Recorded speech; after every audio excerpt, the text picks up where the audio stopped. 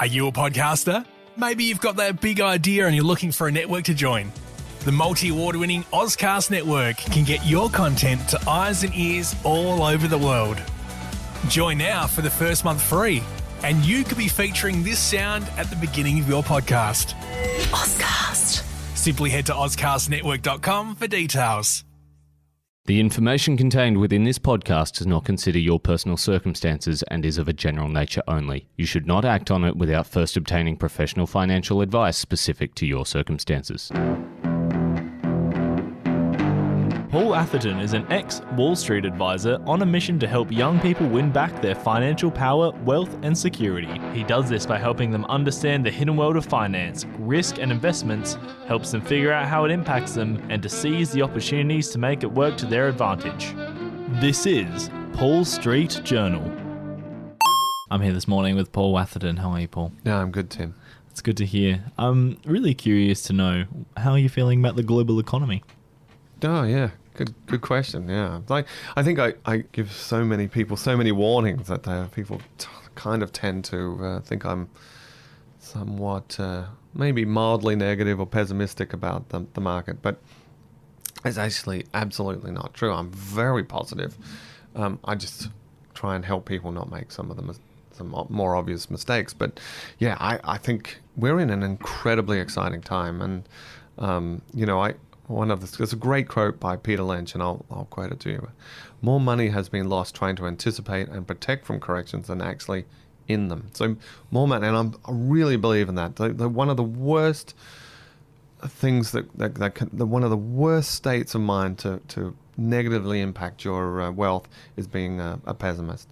Like, optimists always win in the market, because over the long run, the stock market does incredibly well. So one of the worst things you can do from a wealth creation perspective is feel nervous all the time, listen to all the doomsayers, and just step out of the market. I mean, we just had a GFC, right, 10 years ago, and it was like the worst meltdown we've had in 80 years, and we stand here today in at the back end of 9 years of a bull market. And I know people that have stayed out of the market because I've been so fearful since the GFC, which is a shame. So stay optimistic is the answer. But let me tell you why, because if you look at the last couple of hundred years, well, what have we had? We've had these things what I call what is known as market disruptions. We've had these huge market disruptions, and it had a massive positive impact on our life and the global economy and the GDP, and therefore the stock market. If we were, just going back to the year 1900, and if you took a picture of Fifth Avenue, and there is a great picture, I've seen it recently, where there's that if you looked at down the street on Fifth Avenue, you'd see only horses, right? Horse-drawn carriages, and why wouldn't you? Because for the preceding since before 1900, for the preceding 1,000 years or 10,000 years, everything was powered by horses. A horse was a mode of transportation. And then, can you imagine the market disruption of the internal combustion engine? So there's a picture then, about 10 years later, of every single car on the road is an internal combustion engine car. So all the horses are gone, and they're all replaced by a modern car. Now, what this requires is a total build-out of a new industry, a new manufacturing industry, the oil industry, building out all the roads, all the infrastructure. Massive development had to take place just to accommodate this new world. And it happened all within 10 years. You see, people forget. See, disruptions happen really, really quickly. And the classic story, as I tell, is that in 1985, AT&T, which was the behemoth in the telecommunications industry, did this study. And they said they got McKinsey, I think. They paid the best and the brightest. They said, look, we got this new thing called a mobile phone. We've seen it. It's shaped somewhat like a brick.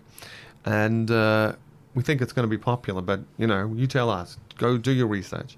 And they did. So they came back, after studying and researching, pouring all their hours of the best and the brightest. These are people in the industry, by the way. This is their bread and butter. It's what they do. And they came back and they said, listen, AT&T, by the year 2000, we're expecting 900,000 mobile phones on the market. Now, if you want to know what the real number was, it was 109 million, right? So how could you possibly be that far off? Like, it just boggles the mind. Now, of course, a more recent one, one of my favorites is the iPhone, right? And that came out, and I don't know if you remember, but I remember reading it. There was a classic quote from the CEO of Microsoft at the time, Steve Ballmer, who said, it's going to be a big loser. You guarantee it. Why? Because it's very expensive. And now, of course, within 10 years, probably even less, everybody's on the smartphone, right? Mm-hmm. So Google came out with Android and iPhone, of course, same time. No surprise there. So this complete market disruption. Nokia, which was reigning king, dead, gone. Same with BlackBerry, if you remember them. So market disruptions are massive, and what it does to the global economy is phenomenally positive. I mean, it's just massive. So, and there are more market disruptions happening, and the reason you don't understand and go, I don't feel like there's a new iPhone. What's the new thing? Well, here it is, because it follows an S curve. So there's slowly improvements. And I say slowly, actually, there's significant improvements, but it doesn't impact your life until one day it does. And when it does, that's when market disruption happens. So, and I'll just go down two industries, the energy and transportation sector. Now, because of the just continuous improvements of battery storage and the continuous improvement of solar energy, the rate at which they can store solar energy and capture that has been improving close to doubling every 2 years. Close to doubling every 2 years. So you can imagine that. If you close to double every 2 years, what does that mean? Well, I tell you what it means. So a regular combustion car in the United States would cost, I use the United States because this is the numbers I've seen, so you'll have to scale that for Australia prices, but to run a car would cost about $15,000 per 5 years. Okay, so that's about $3,000 a year, about $50 odd a week. So I don't know. That's probably quite cheap for me as a cheap car. Maybe it's somewhat double that here. But point is, for electrical energy, yeah. So if I were to store that energy and now use it, now it's going to cost me. Any guess? No. Want to have a guess? All right, I'll tell you. So $1,500. Yeah. So now you've just done a 10x. Now that changes the equation. Now there are some that are saying it's going to come down to, now get this is a classic, right? $150. So we're talking 100x. Over 5 years. So over 5 years. So effectively free, right? Now what is that like? So an example I give to people is, imagine you went into McDonald's and ordered a burger for $5 and they said, gee, you came at a good time because we just made this new process and the burgers are now 5 cents. Well, imagine if you called up a pizza that's normally $20 and they said, you've called us at a great time. Pizzas are now 20 cents. So what do? What does that do? How transformative is that? It just changes everything. And the thing is, and this is about electrical vehicles, right? So you change from an internal combustion engine to electrical vehicles. You've changed from $15,000 over a 5-year period to $1,500 or maybe even less. But to make an electrical car, now this is a fantastic thing. So my little car that I parked outside, Tim, has about 2,000 moving components, right? So you need a serious company. Usually most of these companies were originally at one stage backed by a government, there's government backing, there's serious money behind this, okay? How many moving components do you think there are in an electrical car? Is it one? No, not quite. There's more. Okay. Right. Well, you mean the motor is just there are one about bit? 20. Okay. Yeah? Brushes so now and we're stuff. down to 100 times again. Okay, so there's 20. Now, that changes who can make an electrical car, right? That changes the whole landscape. Now, pretty much anybody does.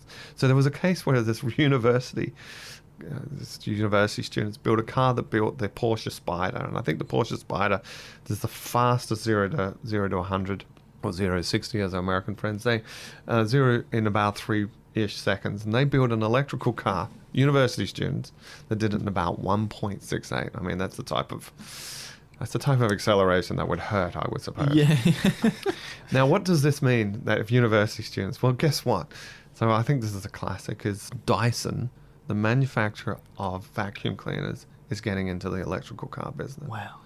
So the game has completely changed. So we've got energy, storage, mobility. We've got the ability to manufacture cars. We've got a storage of energy doubling every 2 years at the pace, and it's going to happen quick because these things do not happen slow. Remember what they said about the iPhone. I can just imagine what they would have said about the car. No one's going to replace my horse, you know. I can just picture that. So this is coming along, and it's coming on very quickly. Now, there are estimations, so I did a bit of research on this, what this new revolution in just energy and transportation is going to happen on the global economy, and it's probably about $2 trillion. Now, I personally think it's probably going to be an underestimation, because we always do. We underestimate. $2 trillion. So that's much larger than the Australian economy. You know, it's unfathomable. Yeah, and it's going to happen in 10 years, right? So, and I'm not saying, by the way, go out and buy Tesla shares. But what I'm saying is, if this happens, you know, that's great news. If anything like this happens, the boost to the global economy is going to be profound, and that means you've got to be in the stock market in some capacity to partake in the new revolution, the new market disruption. So be in it. Far out. That's very, very interesting. Well, thank you for your opinions and feelings, and No problem. We'll catch you next time. Cheers. Paul Street Journal. Are you a podcaster? Maybe you've got that big idea and you're looking for a network to join. The multi-award-winning Ozcast network can get your content to eyes and ears all over the world. Join now for the first month free, and you could be featuring this sound at the beginning of your podcast.